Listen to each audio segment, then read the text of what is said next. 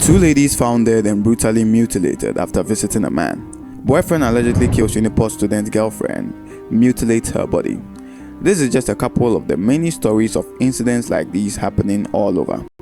And I have good reason to believe that these crimes are linked to the dark, gritty underworld of illegal organ harvesting. Every part of the human body has a price. Small intestine, $2,519. Human skull, $1,200. Skin, $10 per square inch. Gallbladder, $1,219. And I know what you must be wondering. How much does a dick cost? Well, $2,000. I said, no, what? But the high demand items are the heart, liver, corneas, and kidneys, with the heart costing anywhere from $100,000 to $200,000, cornea $20,000 to $30,000, liver $150,000 to $250,000, kidney $20,000 to $100,000. 17 people die each day waiting for an organ transplant. Though some people do sign up to be organ donors, the numbers are never enough, so people stay on the waiting list for a long time. Because of this, the struggle for a new functional organ is brutal, so people are willing to go lengths to be able to stay alive.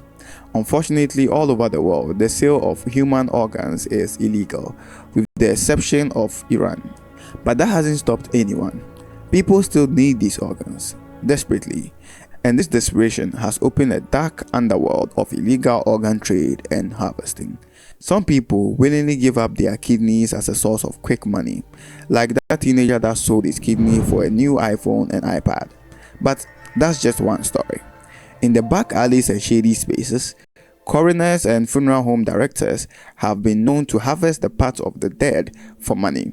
Some people just go and rob the graves instead. In China, for a time, they used to harvest the kidneys and livers of prisoners on death row. You can see there are more than 10 people got shot already, and they were wearing prisoners' uniform, and the head was shaved like mine, and then they come through here and out from here.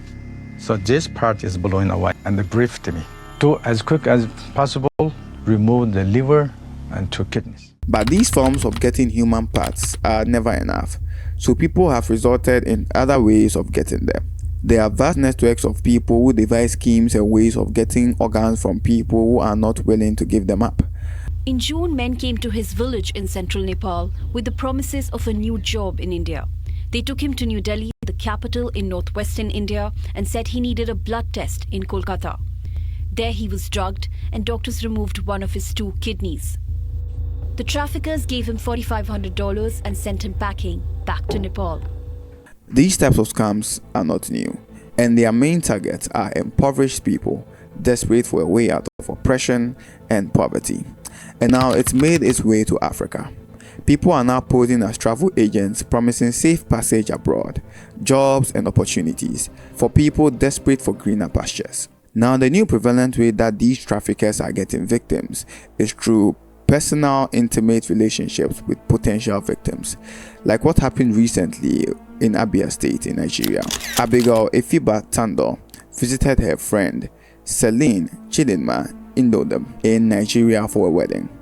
The wedding was called off, but during her visit, they were both invited to the home of a wealthy man, Mr. Andrew Amiachi Achipo. The ladies departed one day and were never heard from again. The two families searched desperately, finally tracking Andrew down, and when he was questioned, he had nothing to say. He was arrested, and en route to the police station, he allegedly attempted to escape and was shot. Later, a body, believed to be one of the 2 girls, was found, heavily mutilated, and investigations indicate that Andrew seemed to be running an organ harvesting scheme, citing a past of these same incidents happening before. With the cost of innocent life now becoming a recurring problem, what's the way forward? Do we follow the lead of Iran by legalizing the sale of human parts? Well, that's one solution, but I'm not sure it's going to work in every case, since it can also lead to coercion, deceiving people to sell their own organs. For now, we should take care and caution. This could happen to me, to you, or to someone we love.